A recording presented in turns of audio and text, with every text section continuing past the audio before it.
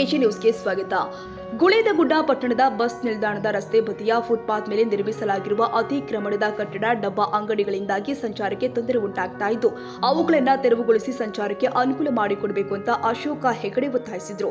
ಅವರು ಪಟ್ಟಣದ ಪುರಸಭೆ ಸಭಾಭವನದಲ್ಲಿ ಶನಿವಾರ ಹಮ್ಮಿಕೊಂಡಿದ್ದ ಪುರಸಭೆಯ 2026-27ನೇ ಸಾಲಿನ ಬಜೆಟ್ ತಯಾರಿಸುವ ಕುರಿತಾದ ಮೊದಲನೇ ಹಂತದ ಸಾರ್ವಜನಿಕ ಚರ್ಚಾ ಸಭೆಯಲ್ಲಿ ಮಾತನಾಡಿ, ಪಟ್ಟಣದ ಅಂಚೆ ಕಚೇರಿಯ ಎದುರಿನ ರಸ್ತೆ ಹಾಳಾಗಿದ್ದು ಇಲ್ಲಿ ಸಂಚರಿಸುವ ಸಾರ್ವಜನಿಕರಿಗೆ ತೊಂದರೆ ಉಂಟಾಗ್ತಾ ಇದೆ. ರಸ್ತೆಯನ್ನು ಅಭಿವೃದ್ಧಿಪಡಿಸುವಂತೆ ಒತ್ತಾಯಿಸಿದರು. ವಿಶ್ರಾಂತ ಪ್ರಾಧ್ಯಾಪಕರ ಡಾಕ್ಟರ್ ವಿ.ಎ. ಬೆನಕನಾಳ ಅವರು ಮಾತನಾಡಿ, ಹರದೊಳ್ಳಿ ಓಣಿಯಲ್ಲಿ ಸ್ವಚ್ಛತೆ ಇಲ್ಲ. ಸಾರ್ವಜನಿಕವಾಗಿ ಸಮುದಾಯ ಶೌಚಾಲಯ ನಿರ್ಮಾಣ ಮಾಡಿ ನಿರ್ವಹಣೆ ಜವಾಬ್ದಾರಿಯೊಂದಿಗೆ ಸ್ವಚ್ಛತೆಗೆ ಆದ್ಯತೆ ಕೊಡಬೇಕು ಎಂದಿದ್ದಾರೆ. ಪುರಸಭೆಯ ಮುಖ್ಯಾಧಿಕಾರಿ ಅಸ್ಲಾಂ ಮುಜವರ್ ಅವರು ಮಾತನಾಡಿ, ಸಾರ್ವಜನಿಕವಾಗಿ ಚರ್ಚೆಯಾದ ವಿಷಯವನ್ನು ಆಡಳಿತ ಅಧಿಕಾರಿ ಗಮನಕ್ಕೆ ತಂದು ಅವರ ಸಲಹೆ ಸೂಚನೆ ಮೇರೆಗೆ ಸಮಸ್ಯೆಗಳ ಸೂಕ್ತ ರೀತಿಯಲ್ಲಿ ಪರಿಹಾರ ನೀಡುತ್ತೀವಿ ಎಂದಿದ್ದಾರೆ.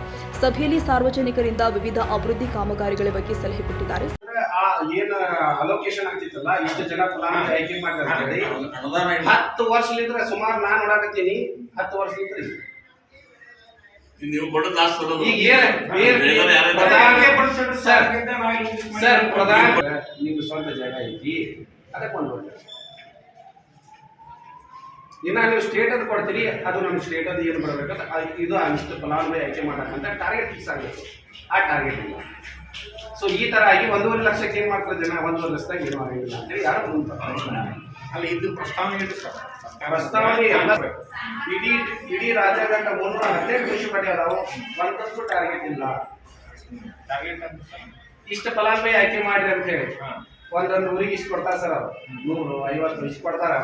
ಆ ಟಾರ್ಗೆಟ್ ಕೊಟ್ಟಿಲ್ಲ. ಸರ್ಕಾರ ಜಾಗ ಖರೀದಿ ಮಾಡಕ್ ಬರಂಗಿಲ್ಲನ್ರಿ,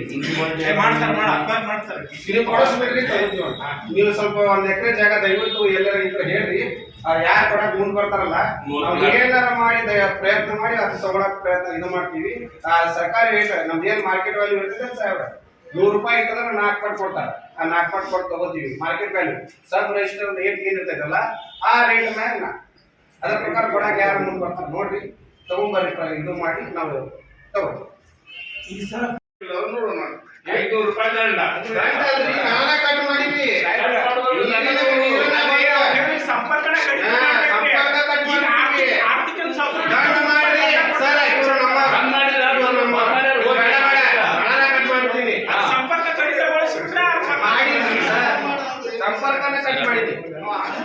ಸಂಪರ್ಕ ಕಡಿಮೆ ಮಾಡೋದಾದ್ರೆ ಈಗ ನೀರು ಚಲೋ ಮಾಡ್ತಾರೆ, ಅದಲ್ಲ ನಮ್ಮ ಸ್ಟಾಫ್ಗಳು ಏನು ಚಲೋ ಮಾಡ್ತಾರೆ ನೀರು ಅಂತ ಹೇಳಿಲ್ಲ.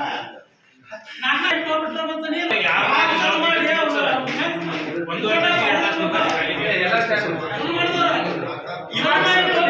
ಸ್ಥಳೀಯವಾಗಿ ವಾರ್ಡ್ಗಳಾಗ ನಾವೇನಾದ್ರೂ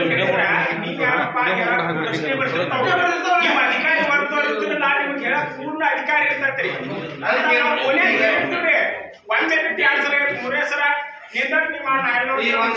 ಮಾಡೋಣ ನೀರು ಬಿಡೋರು ಏನಾದ್ರು ಹೇಳಿದ್ರನ್ನ ನೀರು ಬಿಟ್ಟು ಒಂದ್ ಕಡೆ ಕುಂದರಬೇಡಪ್ಪ, ಎಲ್ಲ ಏನಾದ್ರೆ ಕನ್ನಡ ಯಾರು ನೀರು ಚಲ್ತಾರಲ್ಲ ಅವ್ರು ಒಂದ್ ಲೀಟರ್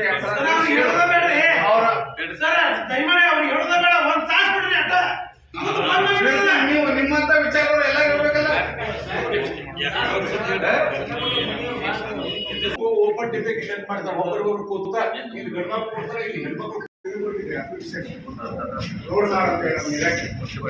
ಹಾಗೆ ಇಲ್ಲ. ಮತ್ತೆ 27 ಈಗ ಯಾರಿರ್ಬೇಕಂದ್ರೆ ಚೀಫ್ ಆಫೀಸರ್ ಫೈನಾನ್ಸ್ ಆಗಿಲ್ಲ, ಆಡಳಿತ ಮಂಡಳಿ ಕಾರ್ಯದರ್ಶಿಯಾಗಿ ಈ ತರ ಆಯ್ತು ಹೇಳಬಹುದು. ನಾನು ತೀರ್ಮಾನ ತಗೊಳ್ಳೋದು ಆಡಳಿತ ಮಂಡಳಿ ಆಯ್ತಾ. ಅದಕ್ಕೆ ಏನೈತಲ್ಲ, ಈಗ ಆಡಳಿತ ಅಧಿಕಾರಿ ಏನೇ ಇದ್ರು ಕೊಟ್ಟಿದ್ವಿ. ನಾವು ಅರ್ಜಿ ಕೊಟ್ಟಿವಿ ಅದ್ರಾಗ ನಾವು ಒಳ್ಳೆ ರಿಪ್ಲೈ ಮಾಡಿದ್ರಿ ಅಂದ್ರೆ ನೀವು ಈಗ ಎಲ್ಲಾ ಮೆಂಬರ್ಗಳು ಏನು ಸ್ಯಾಂಕ್ಷನ್ ಮಾಡಿಲ್ಲ, ಗಾಡ್ ಅಂತ ಹೇಳ್ಯಾರ, ಇದ್ ಬಿಟ್ಟು ಬ್ಯಾನ್ ಮಾಡೋಣ. ಸಲಹೆ ನಾವು ಒಂದ ಮಾತು ಹೇಳತ್ತೀನಿ, ಸಲಹೆ ನೀಡುವುದು ಸಲಹೆ ತಗೊಂಡ ಮಾಡ್ರಂತೆ ಆಡಳಿತ ಅಧಿಕಾರಿ ಈಶ್ವರ ಆಡಳಿತ ಅಧಿಕಾರಿ ಇರಲ್ಲ. ಈಗ ನಮ್ಗೆ ಏನೇನು ಸಲಹೆ ಇರ್ತಲ್ಲ ಅವಾಗ ಬಾಡಿ ಇದ್ದಾಗ ನಾವು ಮಂಡನೆ ಮಾಡಿದೀವಿ, ಈಗ ಆಡಳಿತ ಅಧಿಕಾರಿ ಬಂದು ಮಂಡನೆ ಮಾಡ್ತೀವಿ ಸರ್. ಸೊ ಈ ಮನುಷ್ಯ ಸರ್ ಪೂರ್ತಿನ ಮುಗಿಸಾಕೊಡಿ. ನಾವು as a chief officer, as a ಸದಸ್ಯ ಕಾರ್ಯದರ್ಶಿ ಆಗಿ ನನ್ಗೇನೋ ರೋಲ್ ಐತಲ್ಲ, ನನ್ಗೇನೋ ಪಾತ್ರ ಐತಲ್ಲ, ಆ ಪಾತ್ರ ನಾನು ಮಾಡಬಲ್ಲೆ ಅಷ್ಟೇ. ಡಿಸಿಷನ್ ಟೇಕರ್ ಯಾರಿರ್ತಾರಲ್ಲ, ಈ ಚುನಾಯಿತ ಪ್ರತಿನಿಧಿಗಳಿದ್ದಂದ್ರ ಆಡಳಿತ ಮಂಡಳಿ ಇರ್ತೈತಿ, ಅವ್ರು ತೀರ್ಮಾನ ತಗೋತಾರ. ಆಡಳಿತಾಧಿಕಾರಿಗೆ ಎಷ್ಟು ಇರ್ತದಂದ್ರ ಅವ್ರು ಒಂದು ತೀರ್ಮಾನ ತಗೋತಾರ. ಆದ್ರೆ ನನ್ನ ಕಾನೂನು ಪ್ರಕಾರ ಏನೈತಂದ್ರ ನಿಮ್ ಸಲಹೆ ಏನದಾವು ಆ ಸಲಹೆನ ನಿಮ್ ಕಡೆ ತಗೋತೀನಿ, ಅವ್ರ ಮುಂದೆ ನಾ ಮಾಡಿಸ್ತೀನಿ. 25-26 ಬಜೆಟ್ ಮಾಡಿ ಹೇಳಿದ್ರಿ ಸರ್. ಹೋದ್ ಸಲ ಈ ಬಜೆಟ್ ನಡೆದಾಗ ಮೀಟಿಂಗ್ ನಡೆದಾಗ ಬರೆದು ಕೊಡ್ರಿ, ನಾನು ಅದನ್ನ ಹೇಳ್ತೀನಿ ಅಂತ ಹೇಳಿದ್ರಿ. ನಾನು ಮಾತಾಡಿ ಕೊಡ್ತೀವಿ ಬಿಡ್ರಿ, ನಾನು ಮಾತು ಮುಗಿಸ್ತೀನಿ. ನಾನು ಹಂಗೆ ಹೇಳಿದಾಗ ಲಿಖಿತವಾಗಿ ಬರೆದು ಕೊಟ್ಟಿರ್ಲಿ, ನಮ್ಗೆ ಏರಾಕ್ಕಿಂತ ಕೆಲಸ ಆಗ್ಬೇಕು ಅಂತೇಳಿ ನಾ ಬಜೆಟ್ನಾಗ ಇಡ್ತೀನಿ ಅಂತ ಹೇಳಿದ್ರಿ. ಇಟ್ಟು ಅಲ್ಲ ಆಗಿಲ್ಲ ಬಿಟ್ಟು ನಾನು ಹೊಳ್ಳಿ ರಿಪ್ಲೈ ಮಾಡಿದ್ರೆ ನಾವು ಕೇಳ್ತಿದ್ವಿ ಅವ್ನು ಇವರಿಗೆ, ನಮ್ಮ ಏರಿಯಾ ಸದಸ್ಯ ಯಾರು ಮಾಡೋಕೆ ಅಂತಿರಲ್ಲ ಅವ್ರಿಗೆ ಕೇಳ್ತಿದ್ವಿ ನಾವು ಲಿಖಿತವಾಗಿ ಬರೆದು ಕೊಟ್ಟಿನಿ, ನಮ್ಮ ಕೆಲಸ ಮಾಡ್ರಿ ಅಂತೇಳಿ. ಬಜೆಟ್ ನಾವು ಬರೆದು ಕೊಟ್ಟಿದ್ದಕ್ಕೆ ನೀವು ಹೊಳ್ಳಿ ರಿಪ್ಲೈ ಬರೀಬೇಕಲ್ಲ, ನಮ್ಗೆ ಗೊತ್ತಾಗಲ್ಲ. ಹಂಗೆ ನೀವು ಪಾಸ್ ಮಾಡಿ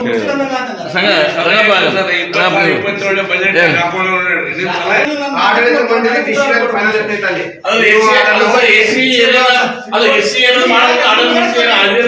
ಸರ್ ನನಗೆ ಗೊತ್ತಿಲ್ಲ. ಮಹಾತ್ಮ ಗಾಂಧಿ ಮೊಟ್ಟ ಮೊದಲು ನಾವು ಎಲ್ಲಿರ್ಬೇಕು, ಎಲ್ಲಿ ಹೋಗ್ಬೇಕು, ನೀವು ಒಂದಿನ ಕೇಳಿ ಬಂದು ಕೊಟ್ರ, ಅದೇ ಕೇಳಿ ಒಂದಿನ ಬಂದಿರ, ಬಂದಿರ, ಯಾಕೆ ಬರ್ಬಾರ್ದು, ಯಾಕೆ ಬರ್ಲಿಲ್ಲ ಅಂತ ಅಲ್ಲ ನೋಡ್ಬೇಕು ಸರ್. ನಾವು ಮಾತಾಡ್ಬೇಕು ಕೇಳಾಗ ನಾವು ಕಣ್ಣೀರ್ ಬರ್ತಾವ. ಬರೀ ಅವ್ರು ಮಾಡದಲ್ಲೇ ತಗ್ದೋಡ್ದು ವಾರ್ಡಿನ ಮೆಂಬರ್ ಏನಿರ್ತಲ್ಲ ಅವ್ರ ತಕ್ಕ ಹೋಗ್ಕೊಂಡು ಅವ್ರು ನಾವು ವೋಟಿಂಗ್ ಹಾಕಿದ್ರೆ ನಾವೇನು ಹರಿಯಾಡಿಲ್ಲ ಏನಾಗ್ತಾರ ಅವರು ಹಿಂದಿನ ಹೋಗ್ತಾರ ಹಾಕ್ತಾರ ತೆಗ್ದು ಕೊಡ್ತಾರ ಬರ್ತಾರ ಕೊನೆಯಲ್ಲಿ ಅಲ್ಲೇ ಮಾಡುದ ಹುಡುಗಿ ಸತ್ತವೆಲ್ಲ. ವಾರ್ಡ್ ನಂಬರ್ 6 ಸತ್ತದ, 21, 22, 23 ಸತ್ತವ, 21 ಇಲ್ಲಕ್ಕೆ ಹೋಗ್ಬೇಕು. ಏನ್ ಸರ್ ಇದೆ, ನಾವೇನು ಮೆಂಬರ್ಗಳು ಅವರ ಮಾಡ್ಕೋಬೇಕು, ಅವ್ರ ಆಸೆನ ಎಲ್ಲ ಇದು.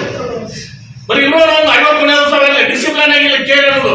ನೀರು ಅದು ಬರ್ತೈತಿ, ಪಂಚ ನೀರು ಬರ್ತೈತಿ, ನಮ್ಮ ಮಕ್ಕಳು ಏನ್ ಮಾಡ್ಬೇಕಲ್ಲಿ ನೋಡೋಣ ಸರ. ನೀವು ಆಡಳಿತ ಈಗ ಎಸಿ ಹೊಡೆದಾರ ಅವ್ರ ನೆನಪು ತಂದು ನಾವು ಮಂದಿ ಬರ್ತೀವಿ, ಅದು ಸರಿಯಾಗಿ ಮಾಡ್ಕೊಡ್ರಿ. ಈ ಮಾಡಿಲ್ಲ ಮೆಂಬರ್, ನಮ್ಮ ಮೆಂಬರ್ ಹೋಗಿ ಕುಡುಂಬ ಮೆಂಬರ್ ಆಗ್ಬಿಟ್ಟ. ಒಳ್ಳೆ ಮೆಂಬರ್ ಇದ್ರೆ ಕೆಲಸ ಮಾಡ್ತಿದ್ದ, ಒಳ್ಳೆ ಮೆಂಬರ್ ಇಲ್ಲ ಕುಡುಂಬ ಮೆಂಬರ್ ತಂದು ನಾವು ಸಹಾಯಕತ್ತೀವಿ. ಈಗ ನಾಡಕತ್ತೀವಿ, ಈಗ 7 ವರ್ಷ ಆಯ್ತು. ಯಾಕೆ ಸೇರ್ತಾರೆ ಈಗ ಅದೇ ಮೊದಲು ಕುಡಿತಾರೆ, ನಮ್ಮ ಬಂದು ಓಟ್ ಹಾಕೊಂಡವ್ರು. ರಸ್ತೆಗಳು ಅತಿಕ್ರಮಣ ಹೊರಗಿನ ಮಾಧ್ಯಮಗಳು ಏನಪ್ಪಾ ಇದು ಕೂಡ ಮೊದಲು ಒಂದು ರಿಕ್ಷಾ ಸಹಿತ ಅಲ್ಲಿಂದ ಈ ಮುನ್ಸಿಪಾಲಿಟಿ ಬರ್ಬೇಕಂದ್ರೆ ಕಷ್ಟ ಇತ್ತು. ಸುಲಭವಾಗಿ ಬರ್ತೈತೆ ಒಂದು ರಿಕ್ಷಾ ಕಡೆ ಹೇಳಿದ್ರ ಅಥವಾ ಇಲ್ಲೇ ಪೋಸ್ಟ್ ಕಡೆ ಹೇಳಿದ್ರ ಅದಕ್ಕೆ ಏನ್ ವ್ಯವಸ್ಥೆ ಮಾಡ್ಬೇಕು. ಕೆಲವೊಂದಿಷ್ಟು ಅತಿಕ್ರಮಣ ಕಳ್ಸೋ ಕೆಲಸ ಮಾಡ್ರಿ. ಊರಾಗೂ ಅತಿಕ್ರಮಣ ಕಟ್ಟಿ ಏನೇನೇನು ಮಾಡ್ಯಾರ. ಅವ್ರಿಗೆ ಯಾರು ಬೇಕಾದಾಗ ಮೆಂಬರ್ನಲ್ಲಿ ಬೇಕಾದ್ರೆ ಏನ್ ಮಾಡೋದೈತಿ, ಊರಿನ ಒಂದು ಅಭಿವೃದ್ಧಿಗೆ ತೆಗೆದು ಬಿಡ್ರಿ. ಎರಡನೇದು ಗಾಂಧಿ ಸ್ಮಾರಕ ಭವನ, ಅದು ಇನ್ನೂ ಒಂದು ₹1 ಕೋಟಿ ಖರ್ಚೈತೆ. ಅದಕ್ಕೆ ಈಗ ನಮ್ಮ ಕಡೆ ರೊಕ್ಕ ಇಲ್ಲ ಅಂದ್ರೆ ಅಟ್ಲೀಸ್ಟ್ ವಯೋವೃತ್ತರಿಗೆ ಮಕ್ಕಳಿಗೆ ಅಲ್ಲೇ ಕುಂದಿರ್ಲಿಕ್ಕೆ ಅದರ ವ್ಯವಸ್ಥೆ ಮಾಡ್ರಿ. ಪ್ರಾಬ್ಲಮ್ ಇಲ್ಲ, ಅದೇ ಕೆಲಸ ನಡೆಯತಿ. ಅದನ್ನ ಎಂಟ್ರಿ ಕೊಡ್ಲಿಕ್ಕೆ ಹುಡುಗರಿಗೆ ಮತ್ ವಯಸ್ಸಾದವ್ರಿಗೆ ಕುಂತು ಅಲ್ಲೇ ರೆಸ್ಟ್ ತಗೊಳಕ ಅದು ವ್ಯವಸ್ಥೆ ಆಗುತ್ತೆ. ಬಿಲ್ಡಿಂಗ್ ಅಂತ ಯಾಕಂದ್ರೆ ₹1 ಕೋಟಿ ಖರ್ಚೈತದು. ಇಲ್ಲಿ ಮುನ್ಸಿಪಾಲಿಟಿಯಿಂದ ಆಗ್ತೈತೆ ನಂಗೆ ಗೊತ್ತಿಲ್ಲ. ಅದು ವಿಶೇಷ ಅನುದಾನ ಕೊಡ್ಬೇಕು, ಆಸಕ್ತಿ ತಗೋಬೇಕು, ಶಾಸಕರು ಇದು ಮಾಡ್ಬೇಕು ಆಗ್ತೈತಿ. ಮತ್ ಇನ್ನೊಂದು ವೆರಿ ಇಂಪಾರ್ಟೆಂಟ್ ಅಂದ್ರೆ ಗುಳೆ ಗುಡ್ದಾಗ ಸುಮಾರು 2000 ಮೇಲ್ಪಟ್ಟು ಜನ ಗುಡ್ಸಲ್ದೊಳಗದಾರ.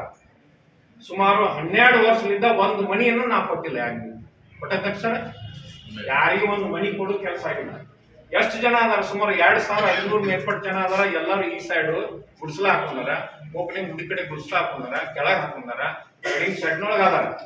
ಅದಕ್ಕೆ ಬೇರೆ ಗುಡಿಸುಗಳು ಪ್ರತಿ ವರ್ಷ 250 ಮನೆಗಳು ಕೊಡ್ತಾರ.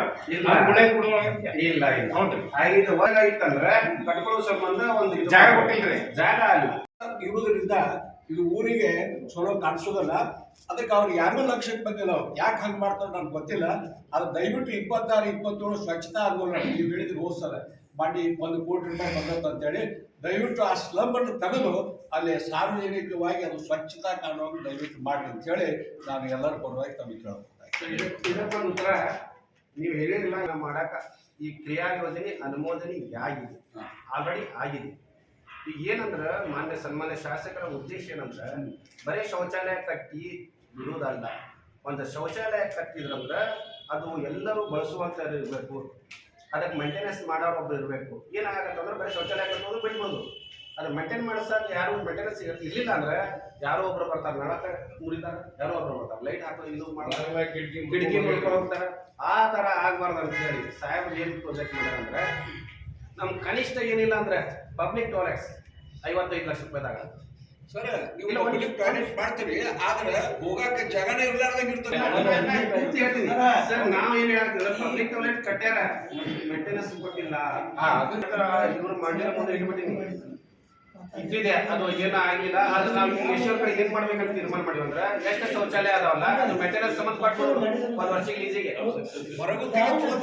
ಇಲ್ಲ, ನಾವು ಲೀಸ್ ಮಾಡಿ ಕೊಡ್ತೀವಿ, ಅದು ಮೇಂಟೆನೆನ್ಸ್ ಮಾಡ್ಬೇಕು. ಅವರು ಒಬ್ಬರ್ಲಿದ್ರೆ ಇಷ್ಟು ತಗೋಬೇಕು, ಕನಿಷ್ಠ ಅಮೌಂಟ್ ಇಷ್ಟು ತಗೋಬೇಕು. ಅದು ಸ್ವಚ್ಛತೆ ಅದ ಅಮೌಂಟ್ ಅವರಿಗೆ ಒಂದು ಕನಿಷ್ಠ 5 ರೂಪಾಯಿ ಅಂತ ಫಿಕ್ಸ್ ಮಾಡೋದು ಶೌಚಾಲಯಕ್ಕೆ. ಆ ಶೌಚಾಲಯ ಏನು 5 ರೂಪಾಯಿ ತಗೋತಾರಲ್ಲ ಅವರು ಅಲ್ಲಿ ಇದ್ದು ಅಲ್ಲಿ ಶೌಚಾಲಯದ ಕಾಪಾಡೋದು, ಅಲ್ಲಿ ಏನ್ ಅಸಕ್ತಿ ಇರ್ತಾವಲ್ಲ ಅದನ್ನ ಕಾಪಾಡ್ಕೋಬೇಕು, ಅದನ್ನ ಸ್ವಚ್ಛತೆ ಇಟ್ಕೊಳ್ಳೋದು ಅವ್ರ ಕೆಲಸ. ಈ ಒಂದನ್ನ ನಾವು ಈಗಾಗಲೇ ನಾವು ಸಾಹೇಬ್ರ ಎಸ್ ಸರ್ ಜೊತೆ ಚರ್ಚೆ ಮಾಡ್ಕೊಂಡಿದ್ದೀವಿ. ಇದು ಒಂದು ಖರಾಬ್ ಮಾಡಿ ಇಂಪ್ಲಿಮೆಂಟ್ ಮಾಡೋದು ಇದೆ. ಪೂರ್ತಿ ಸ್ವಚ್ಛ ಮಾಡ್ರಿ ಮೊದಲು ಜಾಗ. ನೀವು ಟಾಯ್ಲೆಟ್ ಬೇಡ ಏನು ಬೇಡ, ಪೂರ್ತಿ ಸ್ವಚ್ಛ ಮಾಡ್ರಿ. ಈ ಊರಿನ ನಿಮ್ಮ ಮುನ್ಸಿಪಾಲ್ ಅವ್ರು ಹೋಗಿಲ್ಲ ಹಾಕಿಸ್ಕೊಂಡು ಅದು ಪೂರಾ ಸ್ವಚ್ಛ ಮಾಡಿ ನೀವು ಮಾಡ್ರಿ. ಸ್ವಚ್ಛ ಮಾಡ್ಲಾರ್ದ ಹಂಗ ಮಾಡಿ ಅದಕ್ಕೆ ಓಪನ್ ಅರಿಬಾರ್ದ ಉದ್ದೇಶಕ್ಕೆ ಈಗ ಆಲ್ರೆಡಿ ತಿಂದದಾಗಿ ನಾ ಬರುತ್ತೀನಿ ಮೊದಲಾಗಿ ತಿಂದ್ರು ಇವ್ರು ಕೆಲಸ ಮಾಡಿಲ್ಲ. ಈಗ ನಾನು ಮತ್ತು ಟೆಕ್ನಿಕಲಿ ಅಂದ್ರೆ ಏನಾಗಿದೆ ಅಂತಂದ್ರೆ ಅದು ಬ್ಲ್ಯಾಕ್ ಆಗಿಬಿಟ್ಟದ. ಈಗ ಪೂರ್ತಿ ನಾನು ಡೈವರ್ಟ್ ಮಾಡಿಕೊಂಡು ಅದನ್ನ ಎಲ್ಲ ಕ್ಲೀನ್ ಮಾಡಿ ಒಂದು ಮತ್ತೆ ಇದ್ರ ಮಣ್ಣಿನ ಚಿನ್ನಿ ಮೇಲೆ ಪೈಪ್ ಇದ್ದು ನಾ ಮತ್ತು UPVC ಅದನ್ನ ಚೇಂಜ್ ಮಾಡಿಕೊಂಡು UPVC ಪೈಪ್ ತರಿಸಿ ಅದ್ರ ಬೇರೆ ಲೈನ್ ಹೋಗ್ಬೇಕಂತ ಹೇಳಿ ಪೂರ್ತಿ ಎಲ್ಲ ಪ್ಲಾನ್ ಮಾಡೀನಿ. ಈಗ ಆಲ್ರೆಡಿ ಮಟ್ಟಿದ್ದು ಬಂದ ಸರಿ ಈ ಒಂದು ಮಣ್ಣಿಗೆಲ್ಲ ಚಲೋ ಆಗುತ್ತೆ 100% ಚಾರ್ಜ್ ಮಾಡಿ ಕ್ಲಿಯರ್. ಸರ್ ಅದು ಮೊದಲ ನ್ಯಾಚುರಲ್ ಫ್ಲೋ ಇತ್ತು, ಉಸಿ ಇರ್ತಿತ್ತು ಬರ್ತಿತ್ತು. ಮುಂದೆ ಏನ್ ಮಾಡಿದ್ರು ಚೆಕ್ ಡ್ಯಾಮ್ ಮಾಡಿದ್ರು. ಚೆಕ್ ಡ್ಯಾಮ್ ಮಾಡಿದ ಮೇಲೆ ನೀರು ನಿಂತು ಕೂಡಲೇ ಬಂದಾತು, ಇದು ಗಟಾರ ಆಯ್ತು. ಆಮೇಲೆ ಅದು ಯಾವ್ದೋ ಉದ್ದೇಶಕ್ಕೆ ಅದನ್ನ ಹಂಗೆ ಬದಲಿ ಮಾಡಿ ಈಗ ಬರೇ ಹೊಲಸು. ಸಭೆಯಲ್ಲಿ ಪುರಸಭೆಯ ಮ್ಯಾನೇಜರ್ AM ಮುದ್ದೇಬಿಹಾಳ, ಅಭಿಯಂತರು MG ಕಿತ್ತಲಿ, ಮುಸ್ತಾಕ್ ಗುತ್ತಲೆ, ನಾಗರಾಜ್ ಕಟ್ಟಿಮನಿ, ನಾಮನಿರ್ದೇಶನ ಸದಸ್ಯ ಜಮೀರ್ ಮೌಲ್ವಿ, ಭೀಮಸೇನ ನಡುವಿನ ಮರಿ, ಮಹೇಶ್ ಪಾಟೀಲ್, ಶಿವಯೋಗಪ್ಪ ಮುರುಗೋಡ, ಗಂಗಾಧರ್ ಯಲಬುರ್ಗಿ, ವಿರೂಪಾಕ್ಷಪ್ಪ ದೇವರಮನಿ, ಮಂಜುನಾಥ್ ಹಣಗಿಸೇರಿ ಮತ್ತಿತರರು ಭಾಗಿಯಾಗಿದ್ದರು. ಕನ್ನಡಿಗರ ಮೆಚ್ಚಿನ ನಿಮ್ಮ AJ 24/7 ನ್ಯೂಸ್ ಕನ್ನಡ ವಾಹಿನಿ ಇದೀಗ ಟಿವಿಯಲ್ಲಿ ಲಭ್ಯ. ಒಂದು ವೇಳೆ ನೋಟಿಸ್ ಕೊಟ್ಟಿದ್ರೆ ವಾಪಸ್ ತಗೋತೀವಿ. ಇವತ್ತು ವಕ್ಫ್ ಪ್ರಾಪರ್ಟಿ ಅಂತೇಳಿ ಬರ್ತದೆ ಅಂತ ಹೇಳಿದ್ರೆ ರೈತರು ಬೀದಿಗೆ ಬಂದ್ರೆ ಏನ್ ಮಾಡ್ಬೇಕಾಗತ್ತೆ? ಯಾರು ವೋಟ್ ಹಾಕಲಿಲ್ಲ ಅಂದ್ರೆ ಗ್ಯಾರಂಟಿನೆಲ್ಲ ಸ್ಟಾಪ್ ಮಾಡ್ಬಿಡ್ತೀವಿ.